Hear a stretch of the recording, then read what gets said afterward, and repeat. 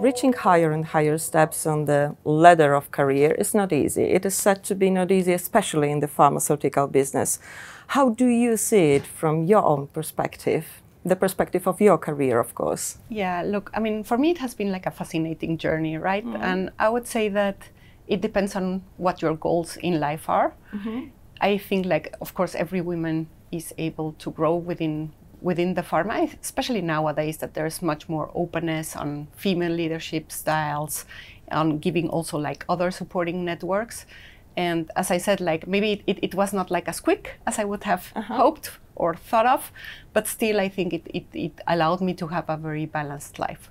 Good to hear it. Yes. And well, I would like to start speaking about challenges. What was, in your opinion, the biggest challenge for you to be promoted in one company?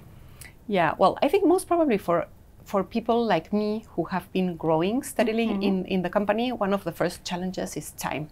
I mean, it's well known that usually if you jump from one company, you do these quantum steps a little bit like further. For me, the approach was more not to try to go through the ladder, but more like to a gym type of setting, right? Where trying different things that would just open my horizons.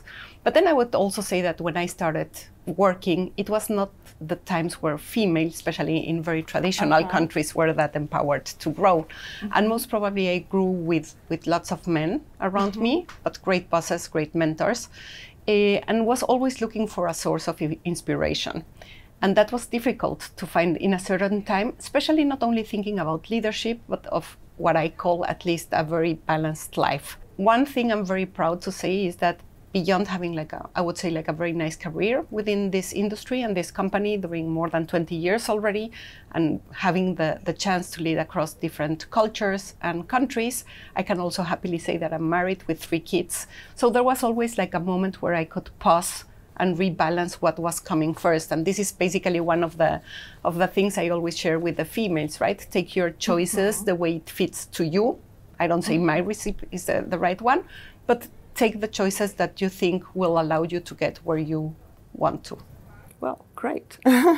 Well, speaking about women in business, especially in your business, of course, how is this mission about equality and inclusion implemented in Novartis company? Well, I'm very proud to say that I see like a big change in the last years.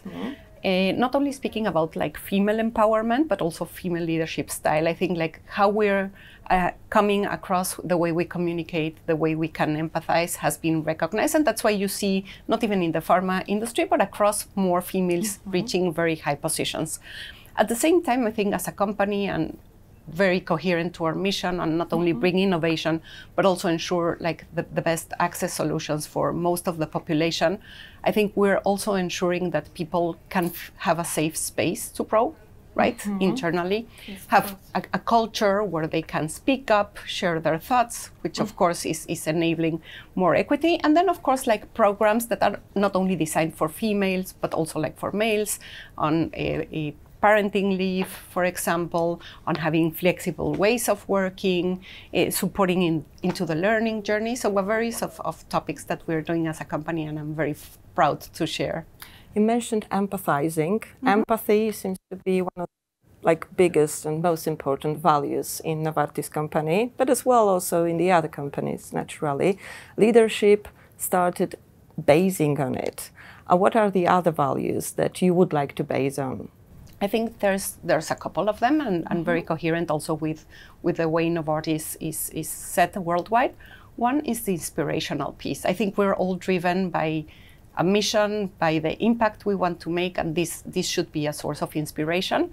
I would say, of course, innovation. And for me, innovation does not only come from the products we're having in our research and development sites, but also on how we bring them to life, what type of offers we have, how we leverage technologies and things that are popping up day to day.